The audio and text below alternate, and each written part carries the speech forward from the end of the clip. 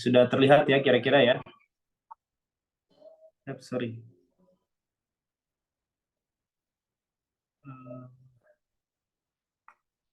Kalau gini kelihatan nggak kan itu? Kelihatan. Oke, dipanggil keluar dari dosa. Baik, kita akan sama-sama belajar Alkitab dalam waktu ke depan ini. Kalau dengan judul dipanggil keluar dari dosa, mungkin bayangan kita semua adalah pastinya tentang keselamatan. Betul ya? Tentang bagaimana Yesus datang menyelamatkan kita. Dan memang benar. Namun saya rindu membawakan ini dari perspektif yang berbeda. Bukan hanya tentang keselamatan oleh kasih karunia Tuhan, memang benar demikian, namun kita mau lihat bagaimana adanya konsep dalam Alkitab, Tuhan selalu memanggil seorang atau sekumpulan keluar dari satu tempat menjadi satu menjadi satu umat, dan dia bukan hanya keluar secara fisik, tapi dia pun keluar dari praktik-praktik kejahatan yang ada di tempat itu. Itu namanya dipanggil keluar dari dosa. Dan itu yang Yesus lakukan dari surga turun ke bumi. Oke. Nah, dipanggil keluar, kalau berbicara dipanggil keluar, kira-kira apa yang saudara teman-teman terbersit dalam pikiran ketika dibilang dipanggil keluar? Mungkin ada ayat yang keingat, boleh respons, boleh di chat ataupun unmute ya. Kita akan lihat ayat pertama kita 1 Petrus 2 ayat 9. Nah, ini ada kalimat yang sama dengan judul ya, dipanggil keluar. Kita katakan, tapi kamulah bangsa yang terpilih, imamat yang rajani, bangsa yang kudus, umat kepunyaan Allah sendiri, supaya kamu memberitakan perbuatan-perbuatan yang besar dari Dia yang telah memanggil kamu keluar dari kegelapan kepada terangnya yang ajaib. Nah, 1 Petrus 2:9 ini biasa kita sematkan atau kita pakai gunakan untuk menyebut satu kata, yaitu gereja. Karena kata telah memanggil kamu keluar itu berasal dari kata eklesia, dipanggil keluar. Itulah arti dari gereja. Dalam bahasa Yunaninya adalah eklesia, dipanggil keluar. Dari kata ek dan kaleo yang artinya dipanggil keluar. Namun saya mau kita samakan persepsi, samakan frekuensi ya dan arti. Bahwa gereja ini di bagian paling bawah bukanlah yang dimaksud gereja dalam 1 Petrus 2 ayat yang ke-9. Yang dipanggil keluar ini, gereja ini bukanlah bangunan, bukan hanya sekedar bangunan bentuk gereja, bukan juga suatu institusi tertentu. Karena ada banyak denominasi, ada banyak gereja-gereja di dunia ini, betul ya? Tetapi gereja adalah sekumpulan orang yang dipanggil keluar dari apa tadi menurut ayatnya? Dari kegelapan, dari dosa, kepada terangnya yang ajaib, kepada kebenaran. Itulah arti dari eklesia. Dan di sepanjang Alkitab, kita akan lihat eklesia, kita akan lihat yang dipanggil keluar, dari awal sampai akhir, dalam ringkas ya, nggak semua kita bahas, tapi ringkas saja, itu yang akan kita lihat konsepnya. Dipanggil keluar, lalu nanti pelajaran rohani buat kita, dipanggil keluar dari dosa itu seperti apa. Oke, pertanyaannya adalah, kalau memang eklesia berarti dipanggil keluar, gereja itu dipanggil keluar,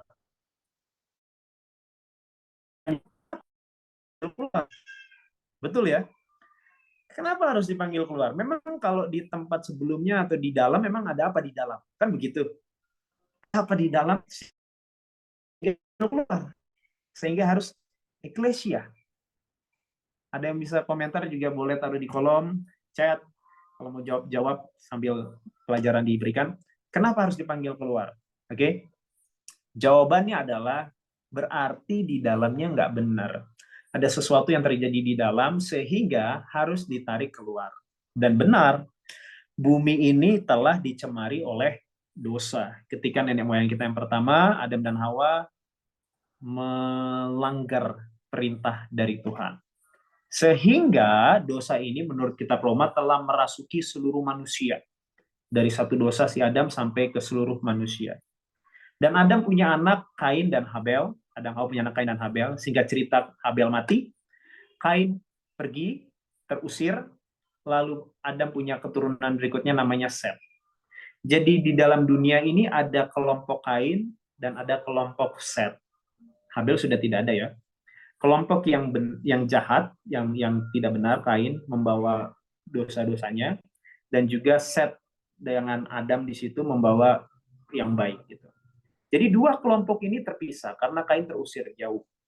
Sementara Adam tinggal dengan Set punya anak Enos, Enos punya anak Kenan, Kenan punya anak Jared, Jared punya anak Mahalalel, Mahalalel punya anak Henok, Henok Metusala, Metusala siapa lagi ya?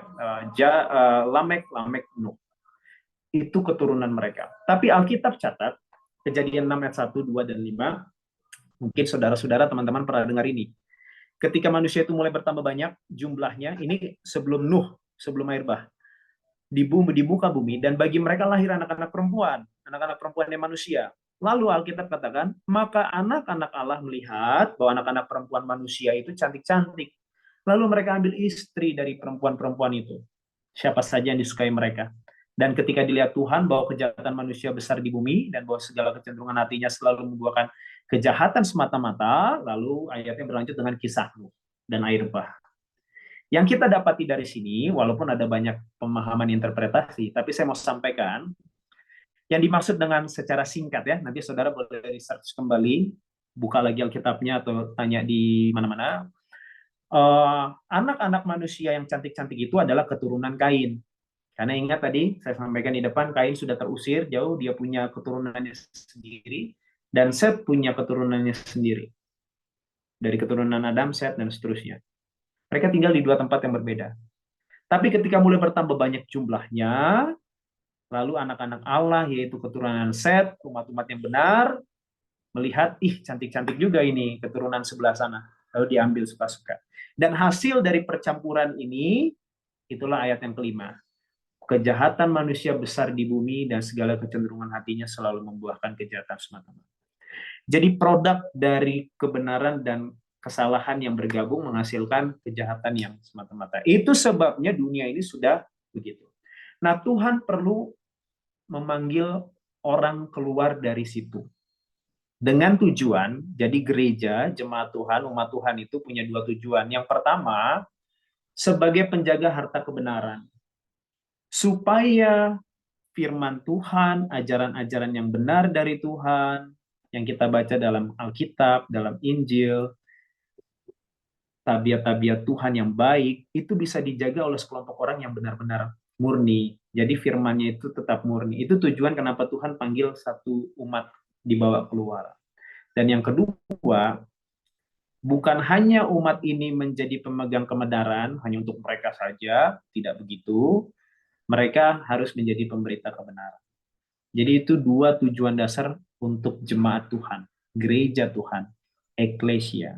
Jadi tapi saya mau tekankan kembali, bukan gereja itu bukan bangunan, bukan institusi semata, tetapi gereja itu bangunan, iya. Gereja itu juga ada institusinya, gereja masing-masing, iya. Tapi yang Alkitab dan yang sedang kita bahas adalah sekumpulan umat yang dipanggil keluar dari kegelapan. Kenapa? Karena semua sudah bercampur jahat. Jadi harus diambil yang keluar. Dan itulah Adam. Saudara lihat gambarnya yang paling kiri Adam, ini contoh gambar saja. Mungkin setelahnya Enos, anaknya Adam, lalu Henok yang di tengah, lalu Nuh. Itulah para bapak. Dan sampai kepada Abraham. Memang ceritanya Adam, Enos, Nuh, sama Henok, sama Nuh tidak banyak. Tapi dari situ kita bisa melihat bahwa mereka sebetulnya adalah umat yang dipanggil keluar. Walaupun tidak tersirat di Alkitab, tersurat ya. Dan selanjutnya Abraham. Di cerita Abraham jelas disampaikan. Jadi konsep eklesia dipanggil keluar sudah mulai ada. Kejadian 12 ayat 1. Berfirmanlah Tuhan kepada Abram. Masih Abram namanya. Pergilah dari negerimu. Disuruh pergi dari negerinya. Dari sanak saudaramu. Dari keluarganya. Dan dari rumah bapakmu. Dari rumahnya sendiri. Ke negeri yang akan kutunjukkan kepadamu. Pertanyaannya, kenapa harus keluar dari rumah, dari kampungnya, dari negerinya? Oh, Yosua 24 ayat 2 sampaikan. Ini setelah mereka Israel sampai di tanah Kanaan. Yosua berkata pada seluruh bangsa itu, beginilah firman Tuhan Allah Israel, dahulu kala di seberang sungai Efrat, tempatnya Abram dulu adalah Ur Kasdim, itu Babylon sekarang di zaman berikutnya, Kasdim, orang-orang Kasdim, Disitulah diam nenek moyangmu, nenek moyangnya Israel. Siapa? Terah, ayahnya Abraham dan ayahnya Nahor. Dan mereka beribadah kepada Allah lain. Jadi Alkitab memberikan satu informasi bahwa ternyata Abraham punya keluarga, punya kampung, punya negeri adalah para penyembah berhala Allah lain. Itu sebabnya Tuhan panggil Abraham pergi keluar, dipanggil keluar. Inilah eklesia yang konsepnya kelihatan lebih jelas, ya. Abraham, gereja. Jadi Abraham dan keluarganya, istrinya, anaknya, dan para pelayan-pelayannya itu gereja zaman itu, ya itulah itu. Eklesia zaman itu. Mereka dipanggil keluar. Kenapa? Karena di dalam ada dosa, dalam ada kejahatan, jadi harus dipanggil keluar. Dan tadi kalau ingat tujuan kenapa dipanggil keluar, untuk menjaga kemurnian dari perintah Tuhan, dari firman Tuhan, menjaga supaya ajaran Tuhan tidak bercampur baur, dan yang kedua, supaya Abraham menjadi pemberita kebenaran itu. Jadi bukan semata-mata saudara dipanggil keluar oleh Tuhan dari kegelapan untuk selamat sendiri. Nggak begitu ceritanya ya. Oke, tapi juga untuk jadi pemberita. Nah, setelah Abraham punya anak Ishak, punya anak Esau dan Yakub, lalu yang terpilih adalah Yakub. Yakub menjadi namanya Israel. Israel punya keturunan ada 12, ada 13 juga perempuan, Dina, lalu 12 itu jadi 12 suku, dan mereka tinggal di Mesir, sudah bertambah banyak, dan akhirnya jadi budak, dan akhirnya Tuhan panggil juga keluar dari Mesir. Inilah jemaat yang lebih besar, Israel. Secara satu bangsa, Tuhan panggil keluar, eklesia. Jadi saudara bisa lihat ya, teman-teman bisa lihat konsep dipanggil keluar. Kenapa dipanggil keluar? Memang nggak bisa beribadah di dalam Mesir, menyembah Tuhan di Mesir. Kalau saudara baca ceritanya nggak bisa. Firaun, kan Musa dan Harun datang. Firaun kata Tuhan, lepaskanlah umatku, bebaskanlah. Let my people go. Ya, izinkan bangsa umatku keluar. Itu permintaannya Tuhan. Oke, lewat Musa dan Harun bilang kepada Firaun. Tetapi Firaun bilang, kalau kamu mau menyembah ibadah Tuhanmu, di sini juga nggak apa-apa. Tapi Tuhan bilang, nggak bisa. Nggak bisa menyembahku di Mesir. Lalu tulah-tulah berjalan, lalu Firaun bilang, boleh, kamu boleh. Di luar Mesir aja. Dia keluar dari Mesir sedikit, tapi jangan jauh-jauh. Dekat-dekat Mesir. Enggak bisa juga, kata Tuhan. Harus betul-betul terpisah. Makanya waktu pas di Laut Merah itu terbelah, selesai, orang Mesir tidak bisa mengejar lagi. Disitulah mereka nyanyi kan, ada nyanyian Musa kan, nyanyian kelepasan katanya, nyanyian kemenangan. Karena mereka sudah di luar dari jangkauan kereta kudanya Mesir, udah nggak bisa lagi. Disitulah mereka sudah bebas, free. Oke, tapi bebas free ini belum artinya selamat, karena masih ada tujuannya Kanaan. Di sepanjang perjalanan kan panjang ceritanya. Tetapi yang saya mau sampaikan bahwa di sini kelihatan konsep eklesia dipanggil keluar dengan sangat jelas, karena ada hampir 2 juta orang yang dipanggil keluar dari Mesir. Dan inilah gereja Israel secara bangsa. Dan 1 Korintus 10 ayat 6 sampai 7 katakan demikian. Semuanya ini telah terjadi, kalau baca 5 ayat di atasnya, itu tentang perjalanan Israel di padang gurun.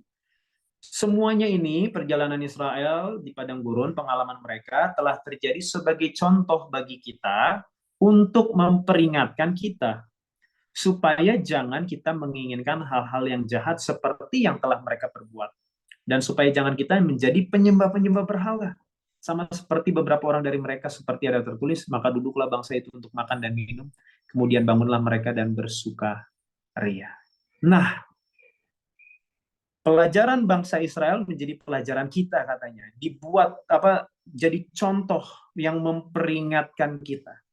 Karena meskipun mereka secara badan keluar dari Mesir, tetapi mereka belum keluar dari kegelapan. Dosa-dosa Mesir masih dibawa. Dan yang menjadi penyebabnya adalah ini.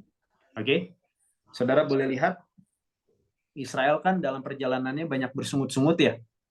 Banyak komplain. Banyak suka bikin Musa kesal. Banyak bikin perkara masalah. Tapi tahukah saudara, ada biang keroknya ternyata. Ada biang keladinya. Karena bersungut-sungutnya satu bangsa itu bukan tentu satu bangsa itu sungut-sungut. Ada, kan dibilang ada pepatah, tidak ada apa? Tidak ada asap kalau tidak ada api. Atau kebalik ya. Tidak ada api atau kalau tidak ada asap. Ya kurang lebih begitu ya. Maksudnya adalah ada pencetusnya, ada pentriggernya, ada perangsangnya sehingga mereka itu sungut-sungut. Dan Keluaran 12 ayat 38 sampaikan, juga banyak orang dari berbagai-bagai bangsa turut dengan mereka. Lagi sangat banyak ternak kambing domba dan lembu sapi. Ini cerita waktu Israel setelah tulah ke-10, anak sulung di Mesir mati, Firaun bilang, aduh, udah suruh mereka pergi aja. Oke? Lalu orang-orang ini, Mesir ini melihat, hebat sekali Tuhannya Israel ini, dewanya Israel ini luar biasa. Sehingga ada banyak juga orang dari Mesir dan orang-orang berbagai negara yang ada di Mesir, karena Mesir ini negara adidaya pada zamannya, ikut dengan kumpulan orang Israel. Dan bahkan mereka dengan senang hati ngasih emasnya, peraknya, untuk bekal orang Israel di jalan. Dan dalam bahasa Inggris disebut dengan namanya a mixed multitude, atau bangsa campuran dalam bahasa sederhana.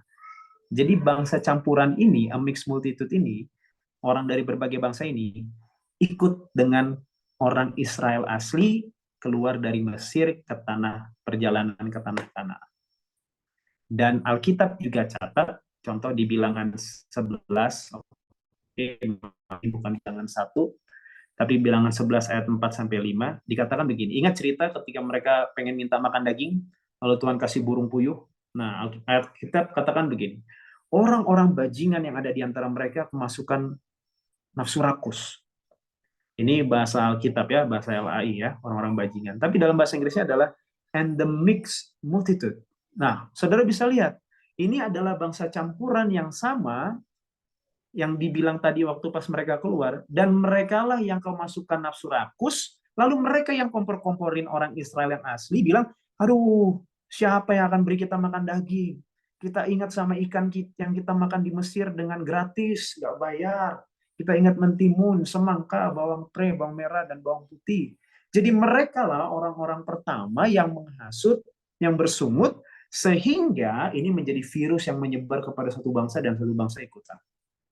The mixed multitude. Oke? Dan itu yang menjadi alasan sampai, sebentar. Oke, apa sudah kembali slide-nya? Tadi kepencet. Oke, semoga sudah ya.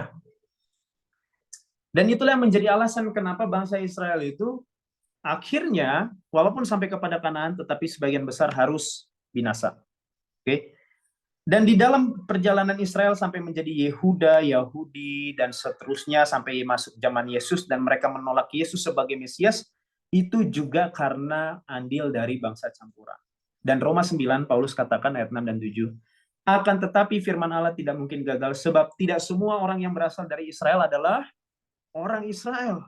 Dan juga tidak semua yang terhitung keturunan Abraham adalah anak Abraham. Tapi yang berasal dari Ishak yang disebut keturunanmu. Jadi saudara bisa lihat di sini bahwa Paulus bilang bahwa tidak semua orang yang berasal dari Israel itu orang Israel. Jadi kalau kita bisa aplikasikan ke zaman kita sekarang, saya mau sampaikan tidak semua orang Kristen itu orang Kristen. Karena bisa jadi ada banyak bangsa campuran yang ada di dalam jemaat kita. Orang-orang yang tidak sejati, orang-orang yang tidak tulus, yang tidak betul dalam mengikut Tuhan, dan mereka menjadi ragi yang menghamirkan seluruh iman satu jemaat. Itu sebabnya masuk dalam sebuah gereja, berada dalam sebuah kumpulan, belum menjamin bahwa kita adalah jemaat Tuhan yang sejati.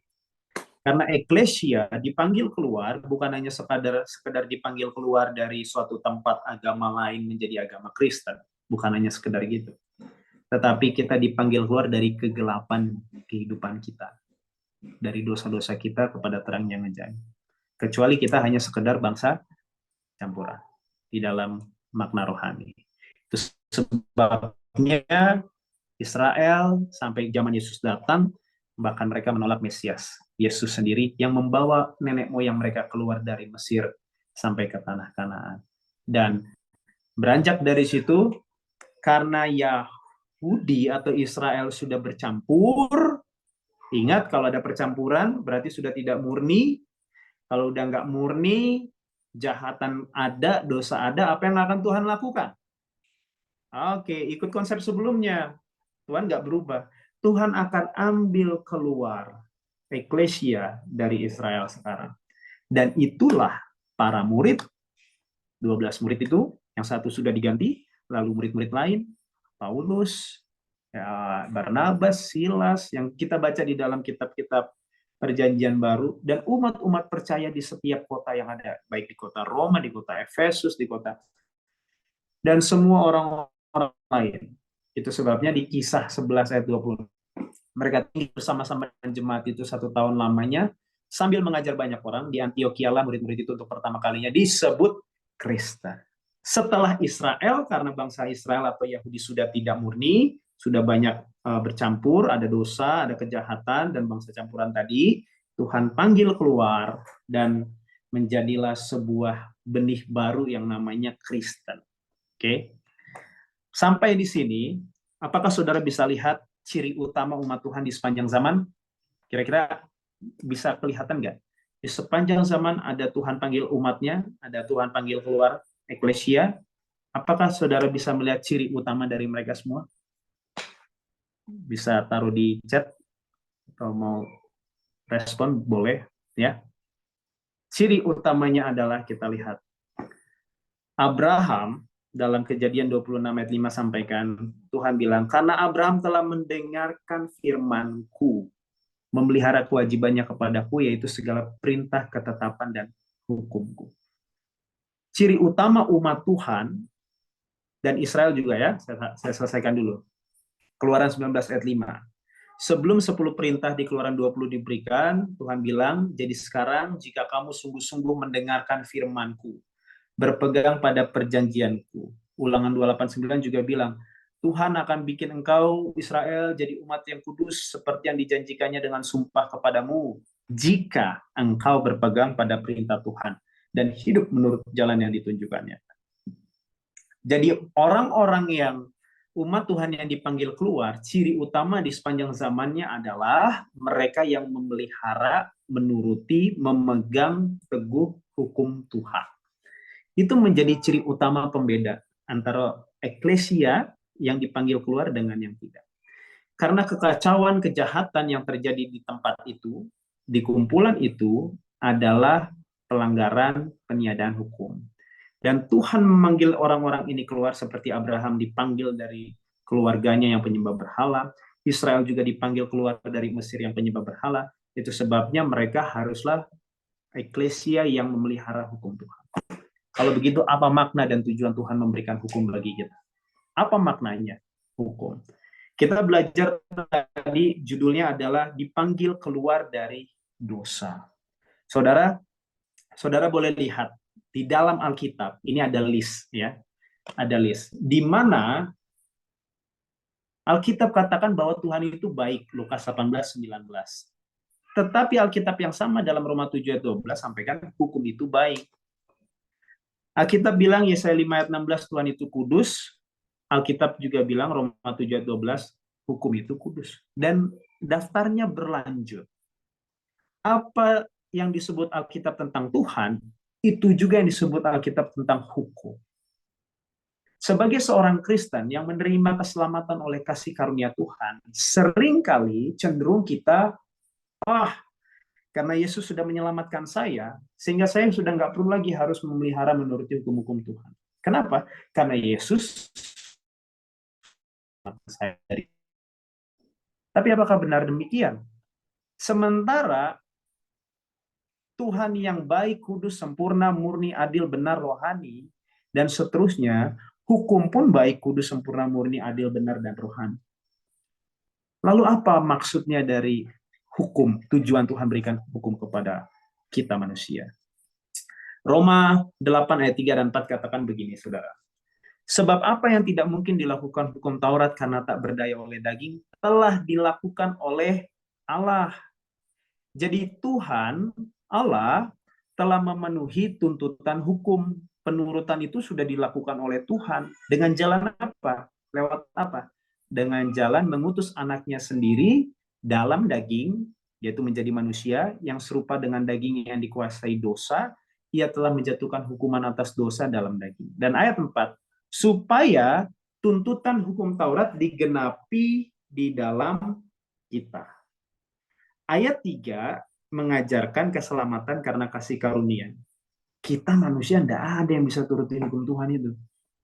Tuntutannya begitu tinggi. Setinggi apa? Setinggi Tuhan ini. Hukum itu baik, kudus, sempurna, murni, adil. Dan standarnya itu tinggi. Nggak usah diturun-turunin. Karena Alkitab bilang demikian. Tinggi sekali. Tetapi kita harus puji Tuhan kalau hukum Tuhan itu begitu tinggi. Kenapa? Itu berarti tidak ada satu manusia pun yang bisa mengklaim, menyatakan, oh saya sudah pelihara hukum dengan sempurna. Nggak ada, karena begitu tinggi. Lalu, karena itu begitu tinggi, sehingga kita merasa, aduh, saya nggak bisa nih. Tetapi Tuhan kasih solusi di ayat yang ketiga.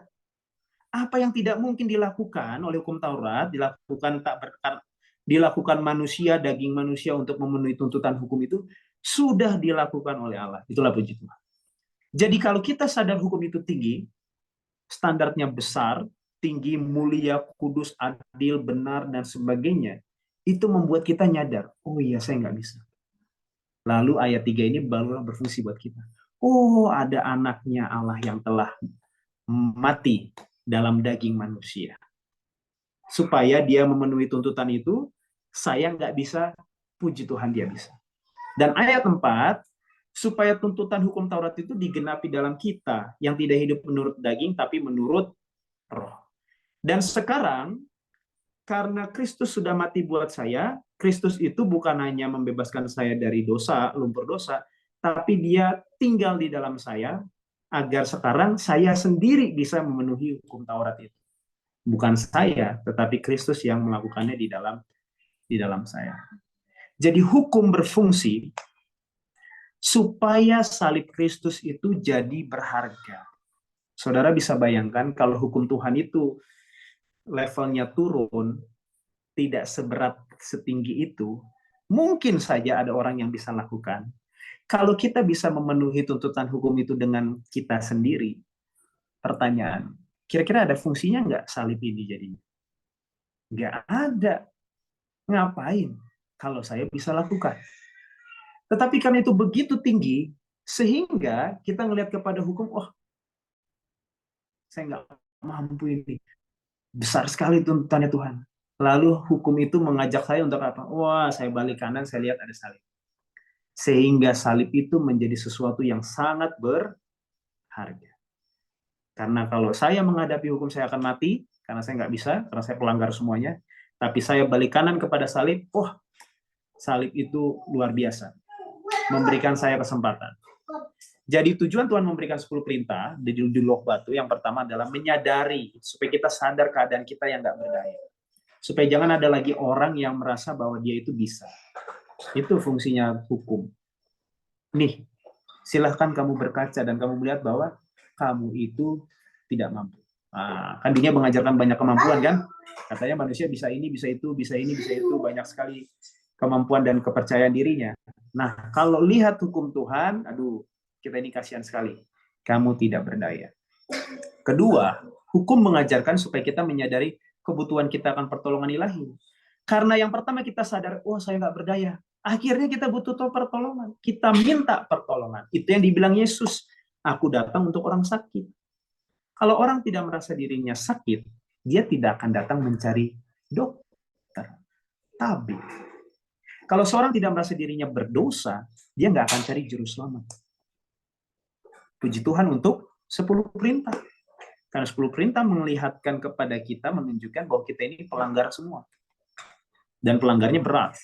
Makanya Yesus bukan tambahkan, Yesus jelaskan lebih lanjut. Kamu dengar hukum bilang jangan bunuh, tapi aku sampaikan kalau kamu benci saudaramu tanpa sebab, kamu membunuh. Itu buat kita berkaca, ternyata saya ini pendosa berat ya. Sehingga kita menyadari kebutuhan kita akan pertolongan ilahi. Yang ketiga, salib itu mengajarkan kita supaya punya pandangan yang benar tentang kesucian Allah. Bahwa Allah itu begitu suci dan kudus. Yang mana kita harus memiliki rasa respect dan hormat kepada dia. Hukum Tuhan itu kan tadi sangat tinggi. Allah itu sebegitu. Oke. Jadi kita punya pandangan yang benar akan kesucian Allah. Kita tidak mempermainkan Tuhan, kita tidak sebut nama Tuhan sembarang-sembarang karena dia Allah yang suci.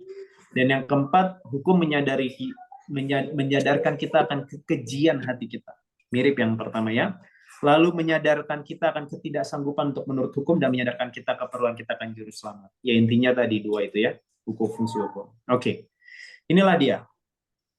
Oke, sampai di sini semoga bisa diikutin dan kita akan lanjutkan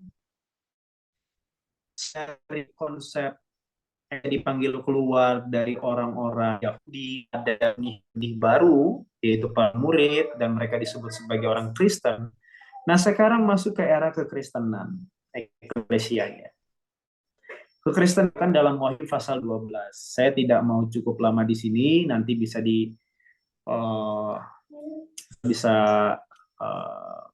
mungkin bisa lihat di rekaman-rekaman lainnya, pelajaran lainnya. Yohanes Wahyu melihat seorang perempuan berselubung matahari, bulan di bawah kakinya, 12 mahkota, sebuah mahkota dari 12 bintang di atas kepalanya.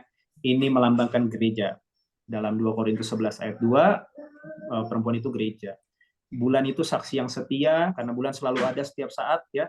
Cuma kita nggak lihat, tapi dia selalu ada setia di sana. Oke. Dan 2 saksi itu adalah Tuhan, hukum, dan para nabi. Perempuan ini mengandung dan hendak melahirkan seorang anak, lalu dia lihat seekor naga, lalu naga ini mau menerkam anak itu segera setelah perempuan itu lahir, tapi anak itu dibawa lari kepada Allah setelah itu, jadi naga itu tidak bisa sampai kepada anak itu yang adalah Yesus Kristus.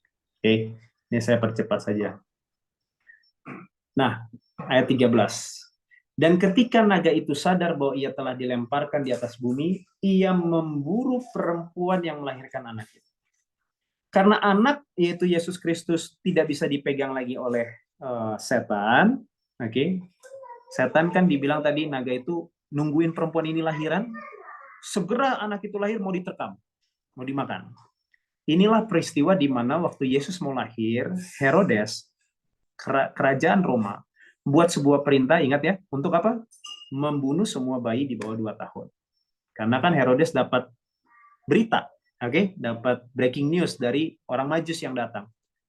Masa kamu nggak tahu ada rajamu mau datang, begitu kan? Siapa ini raja mau gantiin saya, kan gitu. Dia bikin peraturan itu. Tapi Alkitab bilang di sini ya dirampas, dibawa lari kepada Allah. Dan ceritanya Yesus mengungsi, bapak ibunya Yusuf dan Maria mengungsi ke Mesir. Lalu Yesus bertumbuh besar, hidup, mati, bangkit, lalu dia ke surga. Singkat cerita gitu. Nah, ayat 13 mau sampaikan bahwa karena setan sadar Yesus sudah di surga, di luar dari jangkauan tangannya, akhirnya yang dikejar adalah perempuan. Yang dikejar adalah gereja. Nah, gereja inilah Kristen pada zaman itu. Dan betul-betul dihabisi. Ada dibakar. Jadi, puji Tuhan menjadi orang Kristen beda di zaman awal-awal ya. Karena orang Kristen zaman awal itu disebut dengan sekte. Karena ini ajaran aneh ini. Udah baru, aneh, beda sekali dengan yang lain, ajaran sesat, nah begitu ya. Nah, ayat 6 sampaikan, perempuan itu lari ke padang gurun, di mana telah disediakan suatu tempat baginya oleh Allah supaya dipelihara di situ 1260 hari lamanya. Nah, inilah zaman di mana gereja padang gurun. Karena perempuan ini di padang gurun ya. Nubuatan Alkitab ada masa 1260 hari atau tahun di mana antikristus berkuasa. Lalu di ayat 17, maka marahlah naga itu pada perempuan itu, lalu pergi memerangi keturunan dari perempuan itu yang tersisa. Ternyata ada keturunannya perempuan ini yang sisa-sisa. Cirinya ada 2, menuruti hukum-hukum Allah yang pertama dan memiliki kesaksian Yesus. Jadi di sepanjang zaman, saudara akan melihat bahwa ciri umat Tuhan, eklesia yang sejati itu adalah pasti dia pegang hukum. Karena itu tujuannya. Dari suatu tempat yang bercampur dengan kejahatan, Tuhan ingin panggil keluar eklesia tadi, supaya adalah minimal sekelompok umat untuk pegang hukum saya dan murni, pelihara. Tetapi bukan hanya untuk keselamatan mereka, yang tujuan kedua, supaya mereka jadi pemberita kebenaran. Oke? Nah, inilah saat di mana gereja bercampur di zaman Konstantin. Saudara boleh baca buku, ada satu buku Kristen, sejarah Kristen namanya Kemenangan Akhir. Di bab ini dijelaskan lengkap tentang bagaimana gereja bercampur. Waktu Kaisar Roma, Konstantin menjadi Kristen, dia masuk ke dalam kekristenan, tapi dia bawa semua budaya-budaya kafirnya, mulai dari dewa-dewa patungnya, dengan doa-doanya, dan lain-lainnya. Oke? Nah, disinilah muncul antikristus berkuasa. Dan antikristus ini, di dalam 1 Yohanes 2 ayat 18-19, Yohanes sampaikan begini, anak-anakku, waktu ini adalah waktu yang terakhir. Dan seperti yang telah kamu dengar, seorang antikristus akan datang. Itu zaman itu ya. Sekarang telah bangkit banyak antikristus. Itulah tandanya bahwa waktu ini benar-benar adalah waktu yang terakhir. Memang mereka berasal dari antara kita. Tapi mereka tidak sungguh-sungguh termasuk pada kita. Sebab jika mereka sungguh-sungguh termasuk pada kita, niscaya mereka tetap bersama kita. Oke? Yang mau dibilang Yohanes adalah bahwa di zamannya Yohanes, oke, ini belum ada antikristus nih, baru mau muncul antikristusnya. Di zamannya Yohanes sudah tua sekali, makanya dia bilang anak-anakku semua. Karena ini udah generasi keduanya Kristen, udah generasi para rasulnya lewat, oke. Jadi udah dialah yang paling tua, dia sebut semua anak-anak ya. Ini waktu terakhir akan datang, seorang antikristus akan datang, oke. Dan antikristus ini bukan orang lain, bukan ajaran dewa mana, bukan, atau kekafiran mana, atau agama lain, bukan. Yohanes bilang mereka itu berasal dari kita, dari orang-orang yang percaya pada nama Kristus, yaitu Kristen. Itu yang mau disampaikan Yohanes. Antikristus itu berasal dari kita, orang Kristen. Tapi mereka tidak sungguh-sungguh termasuk pada, oke. Jadi kita melihat bahwa di gereja pun ada bangsa campuran di dalam. Di zaman akhir disebut antikristus. Karena mereka dari antara kita, tapi mereka tidak sungguh-sungguh termasuk pada kita. Dan kalau ini terjadi, saudara boleh ingat, kalau sudah bercampur, yang tadinya murni, masuklah yang jahat-jahat masuk, kira-kira apa yang Tuhan harus lakukan? Ya, Tuhan akan panggil lagi eklesia, satu umat terakhir, untuk keluar. Itu yang tadi Wahyu 12 ayat 17. Ada perempuan dengan keturunannya yang sisa. Dan yang sisa ini punya ciri apa? Memelihara hukum-hukum Tuhan. Bukan sebagian, tapi seluruh hukum Tuhan. Oke? Nah, jadi umat Tuhan dipanggil keluar dari kegelapan dosa. Kegelapan dosa yang dimaksud adalah dari pelanggaran akan hukum-hukum. Jadi bukan saja Tuhan Yesus datang untuk menyelamatkan kita dengan mati di salib supaya kita bisa melanggar terus-terus. Tidak begitu. Tuhan membebaskan kita dari hukuman mati, pertama. Dan yang kedua, Tuhan mau membebaskan kita dari kebiasaan jahat kita. Pelanggaran-pelanggaran hukum kita. Karena hukum itu sama seperti Tuhan. Dalam alamiah, tabiatnya, baik, kudus, benar, mulia, sempurna. Sebagaimana itu Tuhan, begitu pula hukum. Demikianlah umat yang memelihara hukum Tuhan menjadi umat yang sejati dari antara hukum Tuhan yang lainnya. Saya rindu mengajak siapapun kita, khususnya yang mengaku Kristen, jangan sampai kita menjadi bangsa campuran itu. Jangan sampai kita menjadi antikristus itu. Berada dalam lingkungan Kristen bukan berarti kita semua ada di situ. Karena tadi sampaikan kisah Israel, bahkan di gereja Yohanes bilang, aduh, antikristus itu dari antara kita. Tapi bukan kita. Karena yang sejati itu adalah yang pegang pelihara hukum.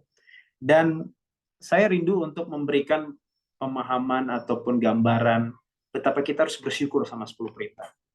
Di era perjanjian baru, di mana kekristenan banyak sekali menginjak-injak hukum Tuhan, begitu menyepelekan bahwa karena pengorbanan Yesus sehingga hukum itu langsung hilang. Tidak begitu, saudara. Justru kalau saudara mau merasakan betapa indahnya salib Kristus, kalau saudara mau merasakan betapa luar biasanya pengorbanan Kristus, saudara harus pegang itu 10 perintah erat-erat. Dan Tuhan sampaikan, aku akan mengadakan perjanjian yang baru. Ini yang perjanjian baru yang dimaksud Tuhan. Oke? Bukan seperti perjanjian yang seperti aku buat kepada nenek moyangmu keluar dari Mesir. Perjanjian itu sudah mereka ingkari. Apa perjanjian baru Tuhan? Aku akan menaruh Tauratku dalam batin mereka dan menuliskannya dalam hati mereka. Inilah yang Tuhan mau lakukan. Membuat 10 perintah itu ada di dalam hati, bukan di dalam loh batu. Karena Paulus sampaikan dalam 2 Korintus 3 ayat 5 sampai 7. Dengan diri kami sendiri kami tidak sanggup untuk memperhitungkan semua itu seolah-olah pekerjaan kami. Kata Paulus, tidak. Kesanggupan kami itu pekerjaan Allah. Ialah Allah itulah yang membuat kami sanggup menjadi pelayan dari satu perjanjian baru. Apa itu perjanjian baru? Yang tidak terdiri dari hukum yang tertulis, tetapi dari roh. Sebab hukum yang tertulis mematikan, tetapi roh menghidupkan. Itulah yang terjadi pada 10 perintah di loh batu. Karena itu tertulis di batu, itu mematikan kita. Kenapa? Karena itu berarti hukum itu belum tertulis di dalam hatinya orang Israel. Saudara lihat, ingat, Abraham dikatakan sebagai eklesia Tuhan, ini bagian terakhir ya, sebagai orang umat Tuhan yang dipanggil keluar. Alkitab bilang Abraham itu memelihara hukum-hukum Tuhan. Lalu izinkan saya bertanya, apakah pada zaman Abraham sudah ada 10 perintah? Saudara boleh pikir, apakah di zaman Abraham sudah ada itu 10 perintah? Sementara Alkitab sampaikan, Tuhan berfirman Abraham memelihara, bukan hanya hukum, semua disebut. He kept obey menuruti my law, hukum-hukumku, kept my status, memelihara ketetapan-ketetapanku, dan lain-lain. Ada tuh beberapa kan kalau ingat Kejadian 25 tadi. Lalu pertanyaan bagi kita, apakah 10 perintah itu baru ada di zaman Israel, waktu diturunkan di Sinai, atau sebelum itu udah ada? Jawabannya, sebelum itu sudah ada. Bahkan sampai di zaman Adam pertama kali diciptakan, 10 perintah itu sudah ada. Pertanyaan berikutnya mungkin saudara bertanya, di mana ada di Alkitab? Tidak tertulis di Alkitab. Kenapa? Karena sudah tertulis di hati. Sesuatu yang sudah tertulis di hati, sudah menjadi hidup, kira-kira perlu nggak dituliskan? Tidak perlu. Tuhan tidak perlu membuat kasih batu kepada Abraham dengan isi tulisan 10 perintah, karena 10 perintah itu sudah Abraham turuti di dalam hatinya, di dalam tindakannya, perbuatannya. Tetapi Israel yang sudah dijajah 430 tahun lamanya, sudah lupa itu hukum, sudah lupa itu ajaran nenek moyangnya. Bahkan nama Tuhan sendiri mereka lupa. Itu sebabnya Tuhan harus ingatkan dengan cara ditulis kembali. Sesuatu yang ditulis artinya sudah dilupakan. Oke. Itu sebabnya Paulus sampaikan dalam 2 Korintus ini. Hukum yang tertulis mematikan. Kenapa? Karena itu berarti kalau itu ditulis di luar, itu berarti belum ada di dalam. Tetapi roh menghidupkan. Pelayanan yang memimpin kepada kematian terukir dengan huruf pada loh batu, namun demikian kemuliaan Allah menyertainya waktu ia diberikan. Dan yang terakhir, kalau yang Musa turun bawa loh saja wajah